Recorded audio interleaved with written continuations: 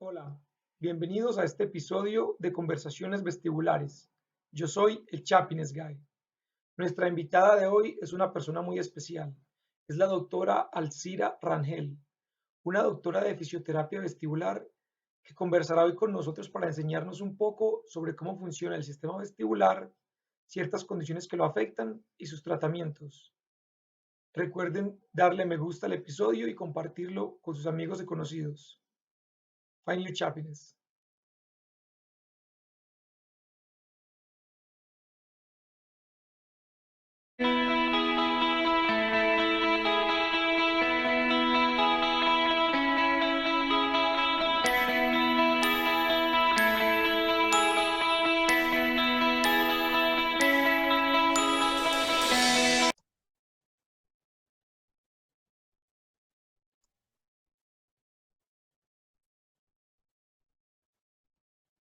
Bueno, doctora, bienvenida a este episodio de Vestibular Talks. ¿Cómo estás? Muy bien, Joan. Muchísimas gracias por la invitación. No, para mí es un placer. Te voy a introducir como la doctora Alcira Rangel, ¿correcto? Correcto, soy fisioterapeuta, pero los pacientes nos dicen doctores a todos, pero sí, soy Bueno, fisioterapeuta Alcira Rangel. bueno, pero es que aquí en Canadá, por ejemplo, los fisioterapeutas son doctores. O sea que Ah, sí, depende tú, del lugar, o nos el- llaman doctores, o nos llaman acá en Argentina nos llaman licenciados. En Colombia, ah, fisioterapeutas, así que bueno, doctora, lo acepto lo hace. humildemente. Bueno, doctora, a ver, cuéntanos un poquito sobre tú quién eres y cómo tú estás relacionada con este tema vestibular. Bueno, ¿quién soy yo?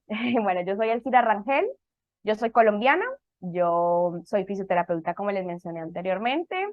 Hace 10 años llegué a la ciudad de Buenos Aires, Argentina, a hacer mi convalidación, a hacer mi pasantía de lo que es esta hermosa carrera de fisioterapia. Acá en Argentina conozco lo que es la rehabilitación vestibular, un campo de acción muy poco conocido por nosotros los fisioterapeutas en Colombia.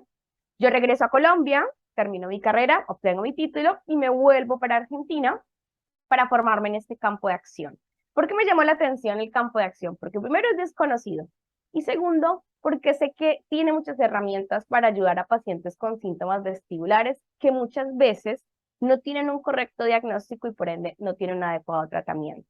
Entonces ahí nace mi curiosidad por entrar a este nuevo campo de acción y es así como vengo a Argentina, me formo y bueno, hace ya 8 años que me dedico a trabajar con pacientes vestibulares, a la rehabilitación vestibular.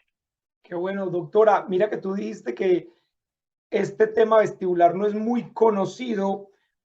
Lo que es curioso es que mucha gente a nivel mundial están mareados. Entonces, si hay tantas personas mareadas, porque el tema es poco conocido en cuanto al ámbito médico, ¿tú qué crees que es el desconecte ahí? Mira, yo siempre he pensado en eso porque es curioso y yo sé que hay muchas personas que están en tu canal y que nos ven, em, saben, y si no lo saben, el vértigo, el mareo y la inestabilidad es la tercera causa de consulta médica, neurológica, otorrino y geriátrica. O sea que estamos frente a un síntoma muy común. Se dice que Ujú. una de cada 3 personas en algún momento va a presentar un síntoma vestibular. Entonces, estamos frente a una sintomatología que es demasiado común, pero el sector médico lo normaliza. Entonces dicen, tiene mareo, tiene vértigo, se le va a pasar, o eso es mental, o eso es por ansiedad, porque desde mi punto de vista, nosotros ignoramos el sistema vestibular. Yo hablo desde fisioterapia porque yo soy fisioterapeuta, y desde el pregrado no le damos esa importancia al sistema. Entonces, como que te lo mencionan, hay un sistema vestibular, está conformado por esto y hasta ahí. Hay unos ejercicios por si el paciente llega a la consulta.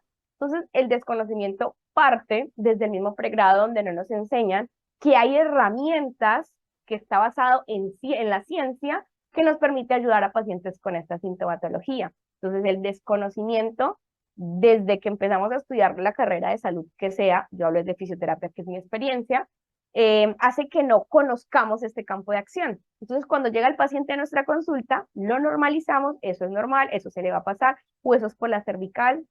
¿Y por qué? Porque ignoramos que hay un sistema que hace parte del equilibrio corporal y que una falla en este sistema, el paciente va a presentar todos los síntomas. Entonces, para mí, va de ahí, de que desconocemos que existe este sistema y que tenemos herramientas para ayudar a los pacientes con cualquier síntoma vestibular.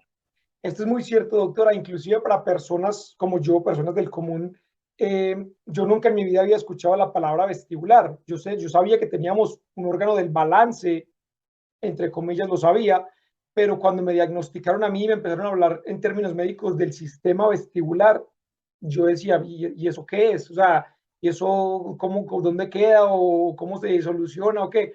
Entonces, mira que sí, hay muy poco conocimiento sobre esto, inclusive a uno le enseñan en la escuelita que tú tienes 5 sentidos, el tacto, el olfato, la visión, etcétera, pero el sistema vestibular sería como un sexto sentido, porque mira que si tú sin balance no puedes vivir una vida normal, no puedes vivir una vida como las otras personas.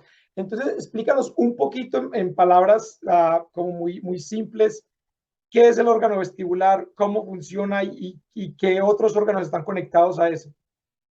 Es lo que me dices.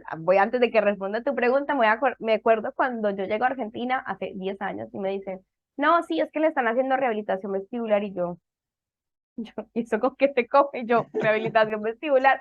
O sea, yo sabía que estaba el sistema vestibular, pero no que había una rehabilitación para este sistema. Uh Entonces, -huh. me acordé mucho de esa historia porque cuando a ti te dijeron no reconocías un sistema vestibular. Uh -huh. Así que bueno, el desconocimiento va desde una persona del común hasta una persona de las que nos dedicamos al campo de acción.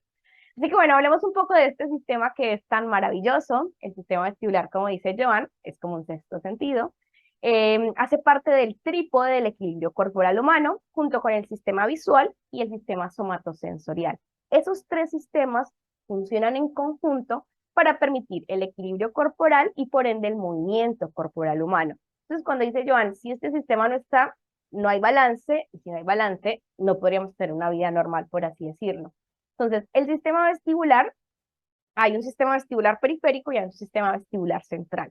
El sistema vestibular periférico que está en nuestro oído interno, el oído se divide en tres: oreja, pabellón auricular y conducto auditivo externo, perdón, oído externo.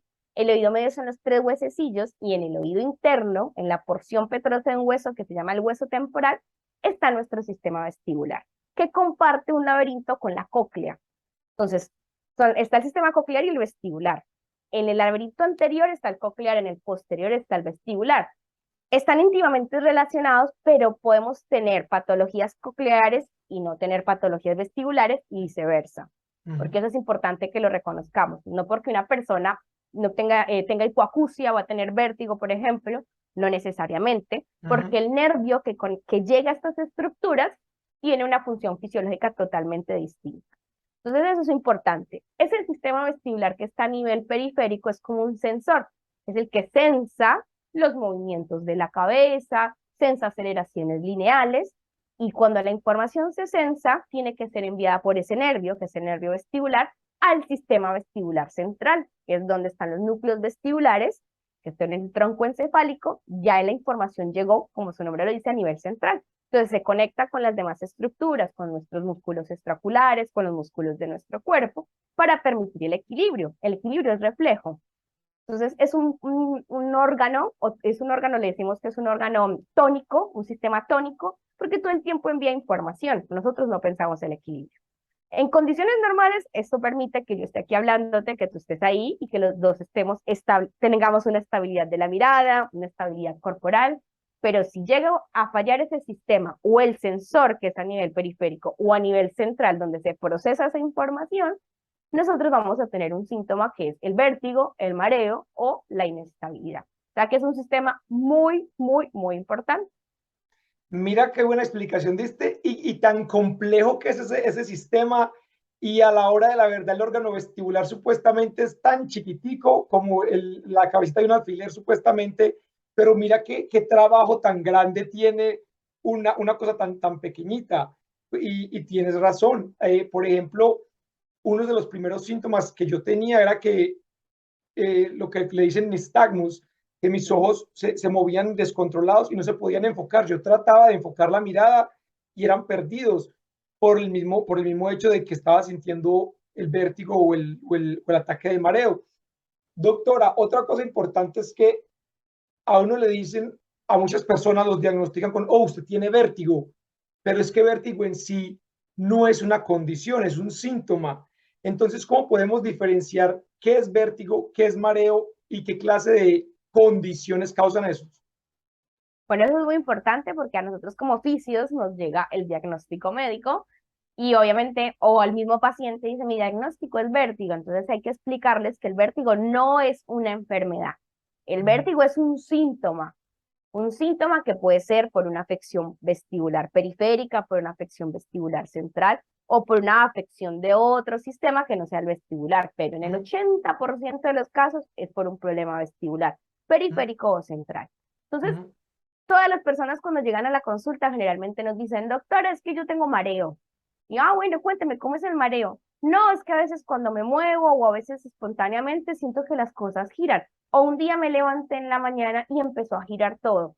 No, eso no es mareo. Entonces uno debe explicarle como terapeuta y obviamente la persona del común, como digo yo, debe saber diferenciarlos porque desde ese mismo momento parte un buen diagnóstico.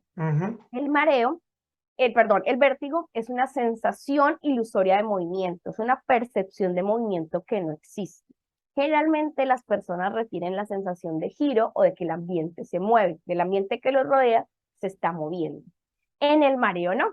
En el mareo es una sensación muy ambigua donde generalmente el paciente nos dice que tiene sensación de cabeza bombada, sensación de caminar como entre nubes, algodones, sensación como de cabeza hueca y Inestabilidad. inestabilidad. Y la inestabilidad también puede confundirse con mareo, pero la inestabilidad va más de la parte del equilibrio, del El balance. balance. Doctora, tengo miedo a caerme, me siento inseguro o me siento que estoy como en un barco, algo así, es como lo que refieren los pacientes. Son tres síntomas totalmente distintos. Y uno puede ser tan diferente de los demás que a nosotros como terapeutas nos permite dar un diagnóstico certero. Por eso es tan importante saber la diferencia de estos tres síntomas. Bueno, doctor, ahora hablemos de qué situaciones o condiciones pueden causar vértigos o mareos, empezando por la que es como posiblemente la más común, que es el BPPV, el de los cristalitos, los otolitos que se salen de los... Del utrículo y entran a los conductos semicirculares. Gracias, ok. ¿Cómo, Bueno, cómo, cómo podríamos explicar eso y qué clase de síntomas trae? bueno, el vértigo, como les dijimos, puede ser causado por cualquier patología a nivel periférica o del sistema vestibular central. El BPPV, el vértigo posicional paroxístico benigno, así están las siglas, es el síndrome vestibular periférico más común. Se compromete el sensor periférico. Ahora les voy a mostrar para que más o menos lo entendamos. Entonces, ese sistema vestibular que yo les dije que es tónico, se da gracias a unos otolitos u otoconias, ahora se los voy a mostrar, que cuando se desprenden del lugar entran donde no tienen que estar. Entonces, de todos los tipos de vértigo, el más común es el BPPV. Se dice que de las consultas por vértigo, el 39 a 40% es por un BPPV.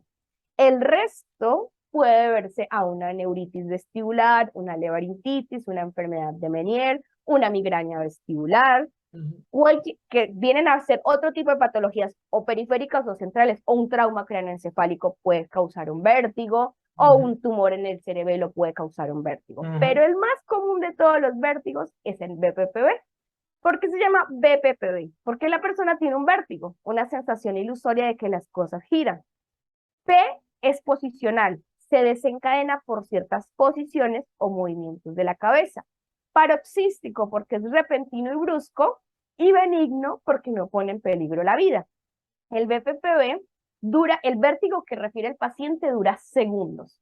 Doctor, doctora, cuando yo me levanto, cuando me acuesto, cuando giro en mi cama, tengo vértigo, tengo mareo, porque te dice mareo. ¿Y cómo es? No empiezan a girar las cosas. ¿Y cuánto dura? No dura segundos. Entonces uno ya sabe y empieza a aprender su alerta. Esto puede ser un BPPV, pero a veces son diagnosticados por cervicalgia, porque el vértigo se genera por el movimiento de la cabeza. Entonces, ese sensor que acá yo justo tengo al lado, mi maqueta, ese sensor, que es ese sistema vestibular, tiene unos canales semicirculares. Esos canales sensan los movimientos de la cabeza. En condiciones normales conectan con la musculatura extraocular, con nuestro cuerpo, para, como se los expliqué, enfocar, para tener equilibrio estático, equilibrio dinámico. Entonces, Nosotros yo les dije que teníamos unas piedritas u otolitos que deben estar en un lugar que se llama utrículo. Cuando salen del lugar y la persona se mueve, van a entrar en esos conductos semicirculares, pero no tienen que estar ahí. Entonces, cuando la persona cada vez que se mueve, ¿qué va a pasar? Esos otolitos o toconias se van a desplazar. Nosotros tenemos un líquido en el oído que debe tener una presión muy específica. Cuando esa presión aumenta, va a generar un estímulo erróneo. El sensor está fallando y esa información errónea va a viajar errónea por el cable, que es el nervio vestibular, va a llegar al procesador mal y el procesador al llegar esa información errónea, ¿qué va a hacer? La va a conectar erróneamente con las demás estructuras. Entonces, cuando la persona se mueve, o se agacha, o se levanta, o gira en la cama, esos otolitos u otoconias entran generando el estímulo erróneo. Hay una contracción involuntaria de los ojos, por eso hay un nistagmus, que es ese movimiento o ese signo clínico característico. Y además de eso, el paciente puede tener náuseas, vómitos, sudoración y posteriormente una inestabilidad. Porque es de los más comunes que vamos a tener de tipos de vértigo. Es benigno porque tiene cura. Nosotros si localizamos si identificamos que es un BPPV, si localizamos hacia dónde se fueron esos otolitos o toconias, con una maniobra muy específica podemos volver a su lugar esos otolitos y resolver el síntoma de vértigo. Que si yo lo pudiera decir, el único vértigo que tratamos como tal es el BPPV. En el resto de patologías vestibulares tratamos los síntomas residuales, el mareo y la inestabilidad. Pero el BPPV es el más común de todos los tipos de vértigo. Muy bien dicho, doctora. Y me encanta la pasión con la que hablas de este tema de los sistemas vestibulares. Mira que tú dices que, bueno, es uno de los más comunes, pero uno de los más simples de tratar. Puede causar por diferentes razones, ya sea por posiciones de la cabeza o por un golpe mal dado en la cabeza que le suelta los otolitos. Y esto le puede pasar a personas de cualquier edad, ¿correcto?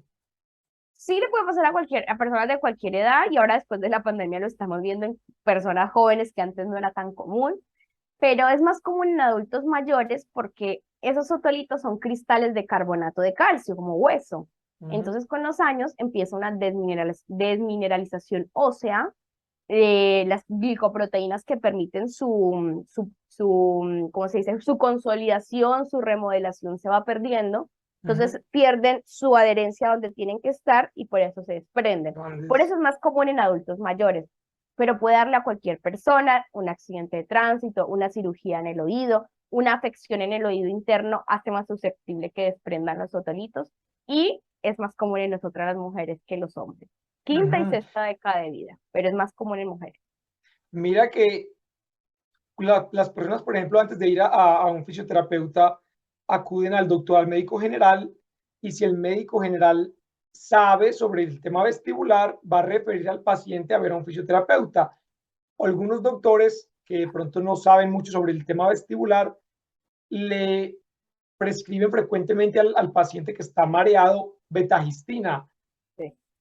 Si un paciente se va para la casa, una persona que tenga vértigo posicional benigno y se va con su tarro de betagistina para la casa, pero no ven a un fisioterapeuta, se va a demorar más en que esos otolitos se dispersen o se disuelvan o se acomoden. Entonces es muy necesario que hagan la fisioterapia con un profesional, ¿correcto? Sí, sí, Joan, porque el BPPV, o sea, la mayoría de pacientes pueden llegar medicados. Obviamente la medicación les ayuda porque son supresores vestibulares, pero no hay ningún medicamento que permita que resuelva un BPPV. A veces el BPPV se puede resolver espontáneamente por ciertas posiciones que hace uno cuando duerme o si los otolitos que se desprenden son pocos, se pueden ir reabsorbiendo.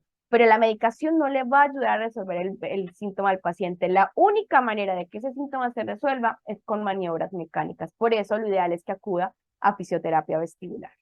Y lo importante es que acuda a fisioterapia vestibular con un profesional en vez de tratar de hacer las terapias en la casa viendo videos de YouTube, viendo las posiciones y tratar de cuadrarse en ellos mismos, ¿correcto? Totalmente. Eso me hace acordar a una paciente que hace poco tuve, que fue al médico en la casa, hice la guardia en emergencia, puede ser en la emergencia, le hicieron las maniobras, gracias a Dios ahora son más los médicos que también se están formando en el campo, Entonces le hicieron las maniobras de reposición. Y ella llega a mi consulta y me dice, no, tenía un BPPV del conducto posterior, pero yo sigo con vértigo. Y yo, qué raro, porque un vértigo se resuelve con una o dos maniobras. No, es que cuando me hicieron la maniobra, entonces yo como me puse a ver por YouTube, seguía haciendo ver cómo eran los movimientos y digo, no, entonces no es así. Hay que ir a un profesional idóneo y que esté preparado para poder resolver los síntomas. No te vas a poner con YouTube con maniobras porque puede ser peor. Ella hizo una Puede, sí, conversión de canal. Estaban en un canal y se fueron para otro, sí. pero por eso, por ponerse a inventar, como le digo yo a los pacientes. Ahora, doctora, el BPPV, después de que lo trates y todo, puede recurrir, digamos que en 2 años vuelve y le da otra vez otro episodio. Eso es posible también, ¿cierto? Es posible, pero cuando el paciente te pregunta, ¿y esto me va a volver? Yo creo que es la pregunta más difícil de responder. Nunca vamos a tener una respuesta. Yo siempre les Mm. digo, puede que sí, como puede que nunca más. Obviamente un oído donde ya se salieron los otolitos es más propenso a que se vuelvan a salir, que sea un BPPV recurrente. Los estudios dicen que después de la maniobra exitosa, que ya sabemos que resolvimos el BPPV, en los 2 primeros años la probabilidad de presentar un BPPV es del 5 al 23%. Después de los 5 años, y más en adultos mayores, está la probabilidad de volverlo a presentar un 50%. Ah, Pero ok. no es que sea una ley que porque tuviste Sí. BPPV lo puedes volver a tener. Hay pacientes que nunca más presentan episodios. Ok. Bueno, doctor, algo que también es muy común aquí en Canadá, por ejemplo, la primera, como tú mencionaste, es BPPV.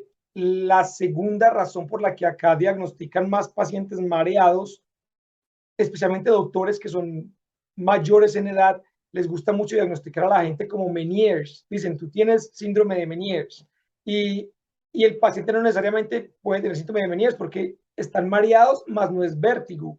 El Meniers es más vértigo que mareo y el Meniers también empieza a afectar el sistema auditivo. Tú pierdes poder de audición. Pero yo conozco gente que han sido diagnosticados por Meniers y escuchan perfectamente. Entonces, háblanos un poquito sobre Meniers. Qué es el síndrome de Meniers? Eso que dices me parece súper, o sea, no, no pasa en Canadá, pasa en todo el mundo. Yo creo, Y me atrevo a acá pasa decirlo. mucho. Porque es que todos los pacientes con mareos tienen Menier. Y yo digo, ay, entonces uno empieza, diagnóstico Menier y yo, venga, cuénteme cómo empieza la anamnesis. No, a veces tengo mareo, a veces tengo inestabilidad. Y yo, ¿hay algo más? No, me están dando esta medicación y yo, bueno, uno se pone como, el Menier, ¿qué pasa en el Menier? No solo hay síntomas vestibulares, sino también síntomas auditivos. Yo les dije que en el oído interno está el sistema vestibular y el sistema coclear. Ellos dos comparten un laberinto. Es un laberinto membranoso protegido por un laberinto óseo. ¿Qué es un laberinto membranoso? Un tejido conjuntivo epitelial para que me puedan entender como una pielcita muy delgadita para que lo comprendamos. Entonces, en ese laberinto membranoso está ese líquido que les mostré, que recibe el nombre de endolinfa. Esa endolinfa tiene el mismo peso del receptor que sensa el movimiento de la cabeza. Esa endolinfa está en la parte coclear, que es la que nos permite escuchar, y en la parte vestibular, que es la que nos permite el equilibrio corporal. Entonces, ¿qué pasa en los pacientes con Meniere? Que hay un aumento de la presión de ese líquido endolinfático. Entonces, el paciente va a tener síntomas vestibulares, va a tener vértigo. El vértigo en estos pacientes no es posicional, es espontáneo.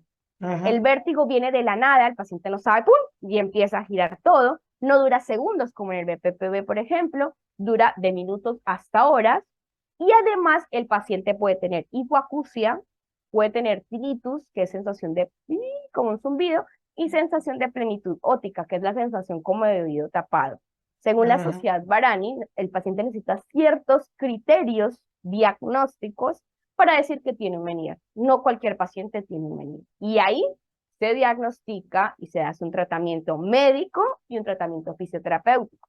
Al si tratamos el vértigo en el Meniere, no. Tratamos el síntoma residual después de un Meniere. El paciente puede quedar con inestabilidad, con mareo, y nosotros vamos a tener un objetivo, después de evaluar al paciente, adaptarlo nuevamente para que vuelva a tener un poco, recuperar un poco de su calidad de vida. Pero el vértigo no lo tratamos, porque el líquido aumenta de golpe. Nosotros no podemos hacer nada hasta que ese Eso no, líquido no sí. disminuya de presión, por así decirlo, sí, para decir, que disminuya la presión, no podemos hacer nada desde fisioterapia y desde la rehabilitación. Medicamento, el paciente tiene que pasar el síntoma y luego viene a nosotros.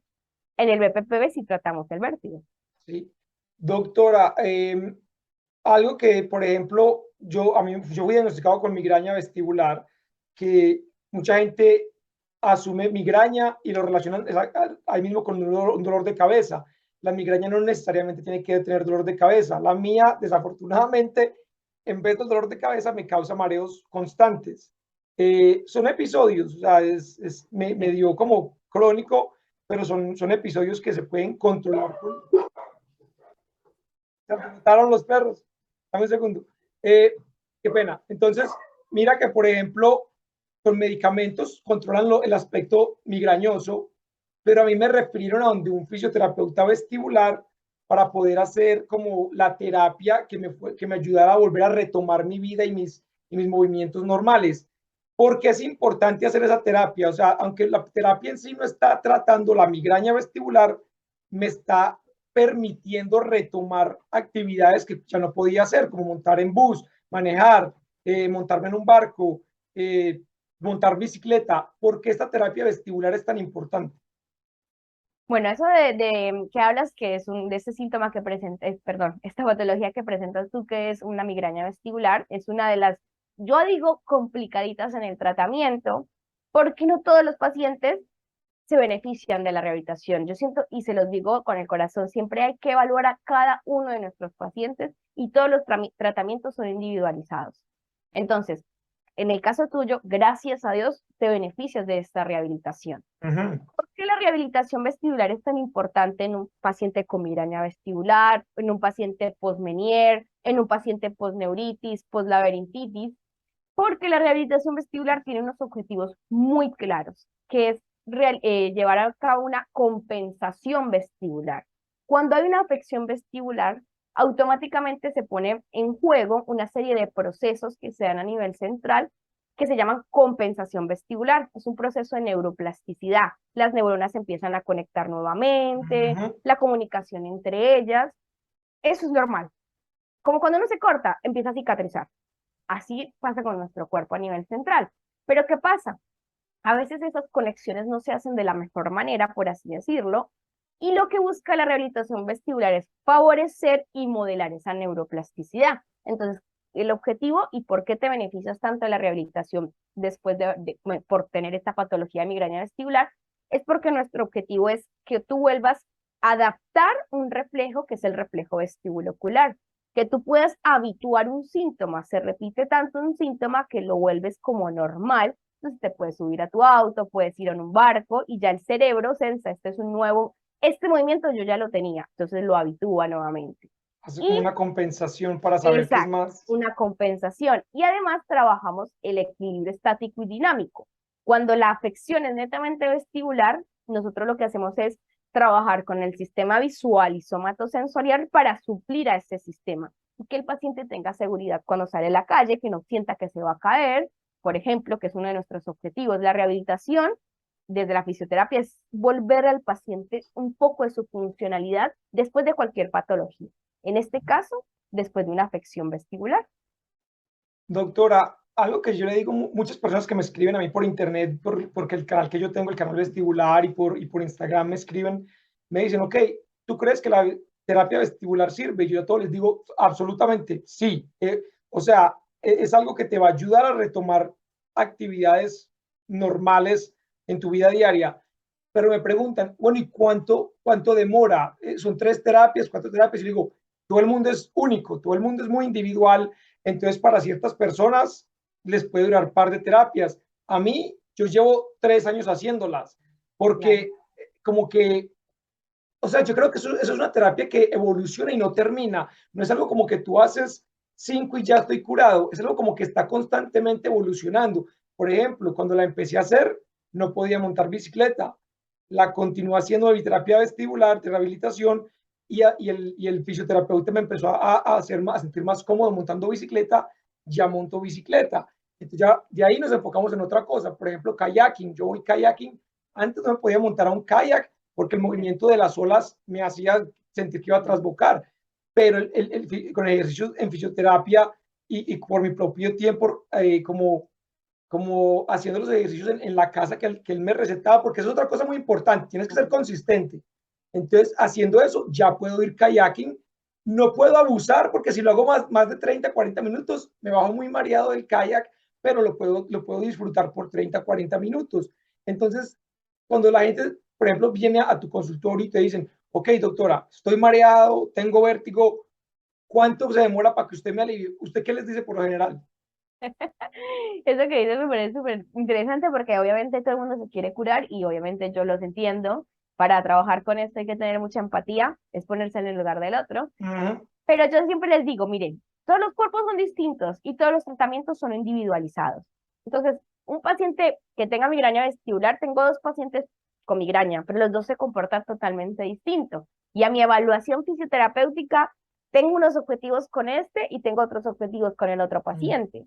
Entonces, primero, los tratamientos son individualizados. Segundo, no todos los cuerpos responden igual. Hay Uh -huh. pacientes que salen adelante con 5 sesiones, 10 sesiones, hay pacientes que llevan años con nosotros y eso yo los hago conscientes. También depende mucho de la patología. En el BPPB generalmente son pocas sesiones porque al ser una maniobra, a la segunda, tercera sesión el paciente ya no tiene vértigo y después hay que trabajar síntomas residuales y el paciente responde muy bien. Uh -huh. Es a nivel periférico, el sensor es el que falló, pero en un migrañoso vestibular es el procesador el que no anda bien. Entonces ahí va a costar un poquito más el proceso de adaptación o de compensación vestibular. Y eso se lo resaltamos mucho al paciente. Cuando es periférico, cuando es central, va a ser un poquito más demorado el tratamiento.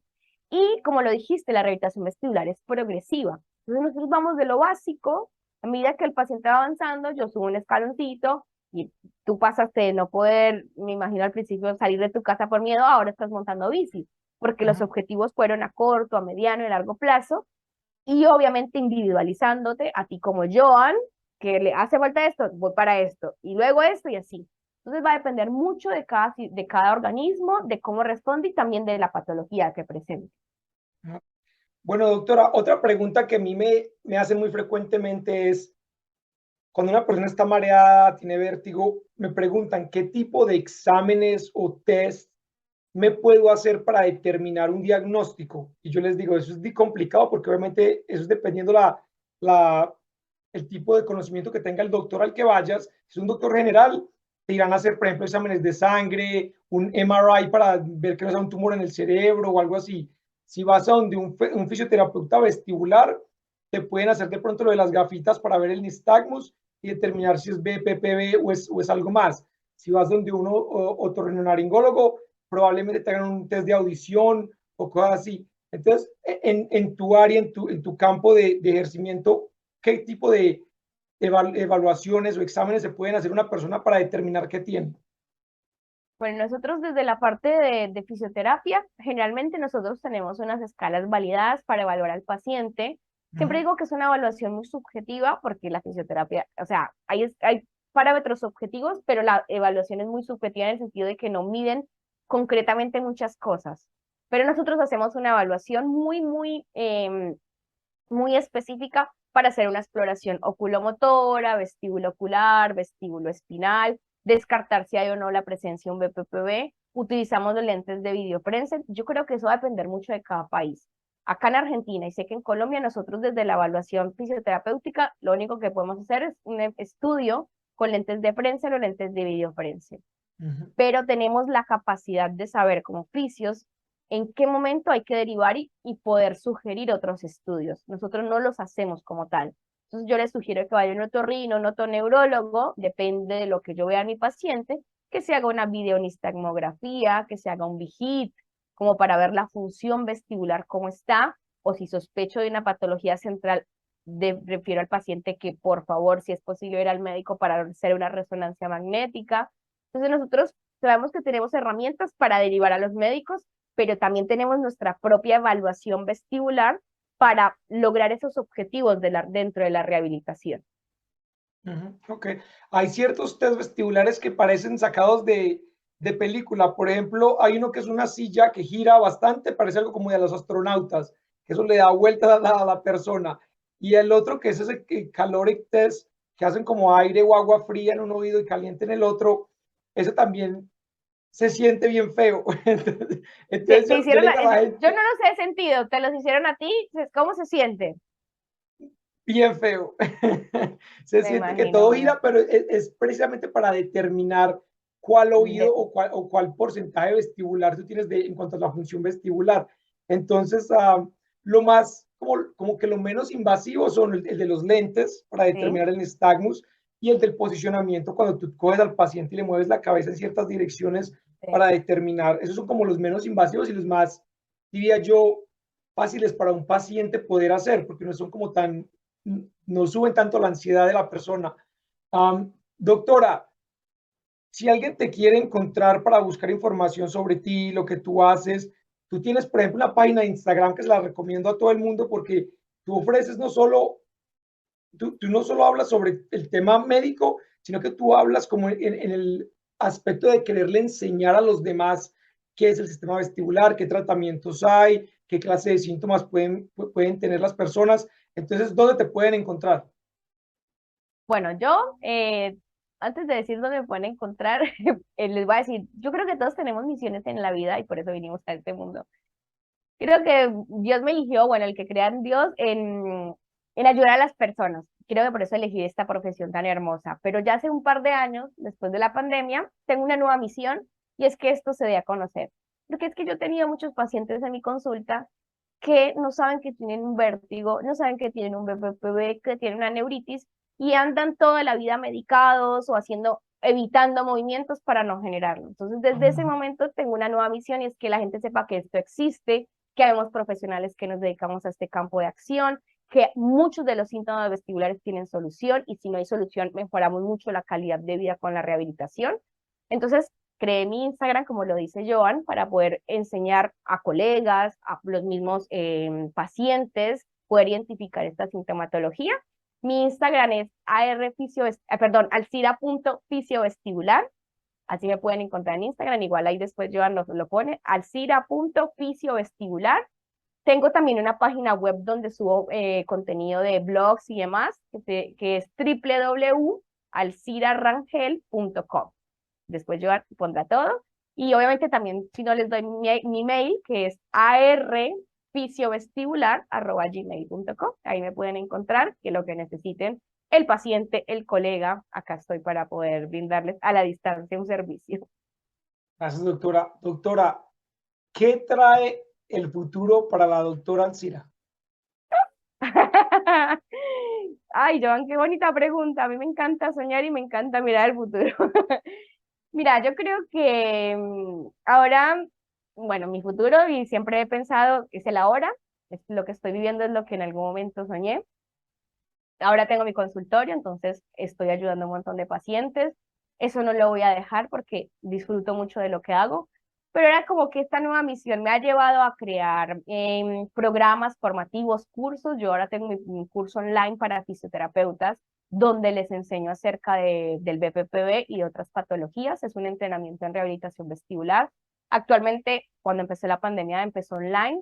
Ahora tengo ese propósito de ir presencial a hacerlo. Ya este año pude ir a México. Si Dios lo permite, voy a ir a Colombia también a hacerlo.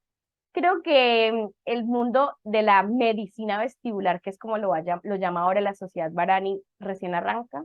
Quiero ser parte de ese cambio a nivel de profesionales de la salud. Así que estoy en pro de seguir estudiando, de seguir especializándome para poder brindarle eso a los colegas que vienen detrás para ayudarlos en la medicina vestibular. Qué Así que bueno, bueno, vienen muchos proyectos.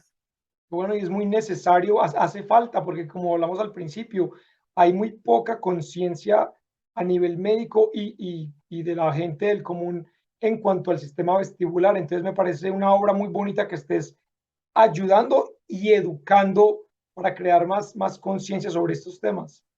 Doctora, este canal se llama Find Your Happiness, que es como Find Your Happiness, encuentra tu felicidad.